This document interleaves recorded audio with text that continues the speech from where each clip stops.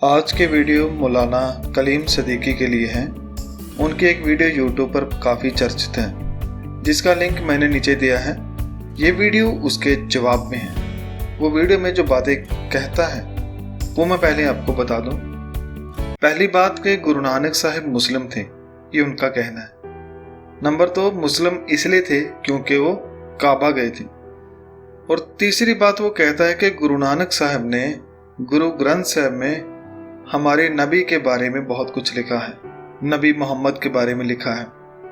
पहले सवाल के जवाब में मैं कहना चाहूँगा कि गुरु नानक साहब महाराज जी तो नेपाल भी गए थे, तो क्या वे नेपाली हो गए या उनके धर्म को अपना लिया?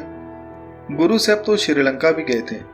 गुरु साहब भारत के हर कोने और यहाँ तक के हिंदुओं के तीर्थों पर भी गए थे, तो क्या वो हिंदू हो गए? नहीं, वो क्या थे ये उनकी ही वाणी से पता चलेगा। वो तो हरदम कहते थे, ना हम हिंदू हैं और ना ही मुसलमान। और जब कोई गुरु साहब से पूछता था कि हमको बताएं कि हिंदू बड़ा है या मुसलमान, तो गुरु साहब उनको समझाते थे, उनको एक प्रेरणा देते थे, जो उनकी वाणी में दर्ज है। मैं आपको पढ़ के सुनाता हूँ। ऐथे जाने सजाए संयाने होर फक्कड़ हिंदू मुसलमाने सबना का दर लेखा होए करणी बाजों तरे न कोई। ये शब्द गुरु ग्रंथ साहब के पन्ना नंबर 952 पर है, जिसमें फरमाते हैं कि केवल हिंदू हिंदू कहने से या मुस्लिम मुस्लिम कहने से कोई हिंदू या मुसलमान नहीं हो जाता। उस रब की दरगाह में तुम्हारे धर्म को नहीं, तुम्हारे कर्म को देखा जाएगा। अगर तुम मुसलमान या हिंदू होकर अच्छे कर्म नहीं करते तो तुम रब से दूर हो जाओगे, और अगर अच्छे कर्म करोगे तो उसके दरबार में आपको इज्जत मिलेगी। दूसरा सवाल, दूसरी बात जो आपने कही कि अगर मान ले कि वो मुस्लिम नहीं थे तो फिर वो मक्के कैसे चले गए? तो मैं कहना चाहूंगा कि अगर आप इतिहास अगर इंटरनेट पर ही खोज करके देखें तो आपको पता चलेगा कि गुरु नानक जी से पहले भी बहुत लोग काबे में गए हैं और वो मुस्लिम भी नहीं थे। ये पाबंदियां तो अभी तेज हुई हैं। और आपने कहा कि अगर काबा में गुरु नानक चोरी छुपे गए हैं फिर तो वो चोर हुए। तो मैं कहना चाहूंगा वो चोरी छुपे नहीं, बल्कि वहां के काजियों और मौलानों के साथ बात करके आए हैं, उनको सही राह दिखाकर आए हैं। वो काजी, वो मौलाना जो उस वक्त अपने दीन से भटक गए थे, उन्हें सही राह दिखाकर आए हैं। मक्का के लोग तो गुरु साहब के शब्दों से इतने प्रभावित हो गए थे कि वो मक्के के लोग गुरु साहब के साथ चल पड़े थे।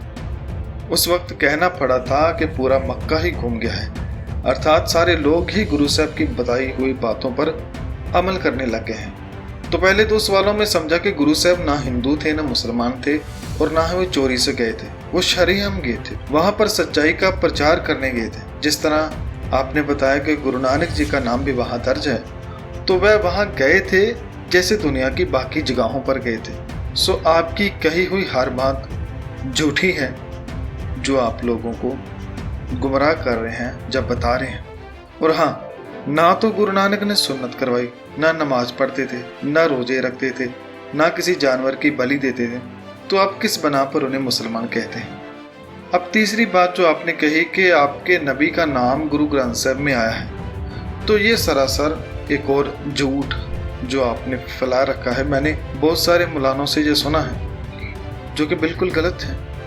आप एक मौलाना हैं तो आप बिना किसी छानबीन के बात करें, ये तो आपको शोभा नहीं देता।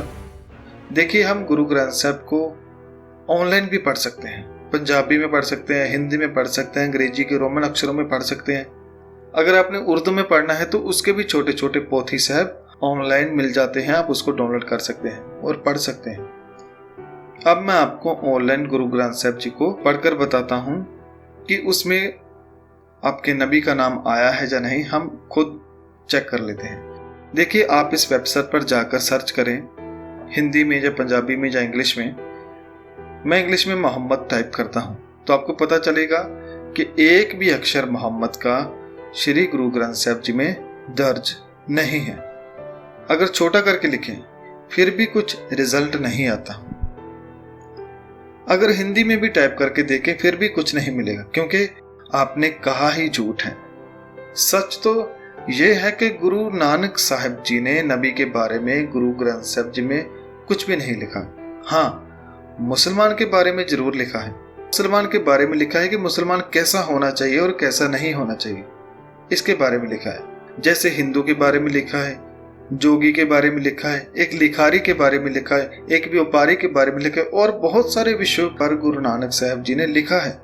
वैसे ही मुसलमान के बारे में भी लिखा है कि अगर आपको अच्छा मुसलमान बनना है, अच्छा हिंदू बनना है, जोगी बनना है, लिखारी बनना है, गृहस्थी बनना है, आपको कुछ भी बनना है, तो आपको अपने आप से, आपको अपने अंदर से विकारों को निकालना है, बुरे विचारों को निकालना है, ताकि आप अच्छे हो सके, आप अच्छे कर्म कर सकें। इससे ये साबित नहीं होता कि वो हिंदू थे, जो जोगी थे, जो मुस्लिम थे, जो क्या थे। गुरु नानक साहब जी एक रब को मानने वाले गुरु थे। वो एक परमात्मा को मानते थे और सारी कुदरत में उसको देखते थे। वो ये नहीं कहते थे कि एक तरफ करके नमाज करो, वो कहते थे कि वो हर तरफ है, आप कहीं भी नमाज कर सकते हैं, कहीं भी उसको याद कर सकते हैं। और वो कहीं सातवें आसमान में नहीं, बल्कि उसके बनाए हुए हजारों ही आसमानों में वो मौजूद हैं। और सबसे पहले वो हमारे दिल में है, अपने दिल में खोजे, वो वहां मिलेगा। सो आपकी कही हुई तीनों ही बातें गलत हैं, और मैं सुनने वालों से भी गुजारिश करूंगा कि आप ऐसे लोगों से जो गलत जानकारी लोगों में फैलाते हैं, जो लोगों को भड़काते हैं, इनसे या तो दूरी बनाएं या फिर इनसे सवाल करें कि आपने हमें गलत क्यों बताया, आपके पास क्या सबूत है। और मौलाना को भी कहना चाहूंगा कि आप अपनी जानकारी को दुरुस्त करें, आप लोगों को गुमराह ना करें। धन्यवाद। वाहिगुरू जी का खालसा, वाहिगुरू जी की फतेह।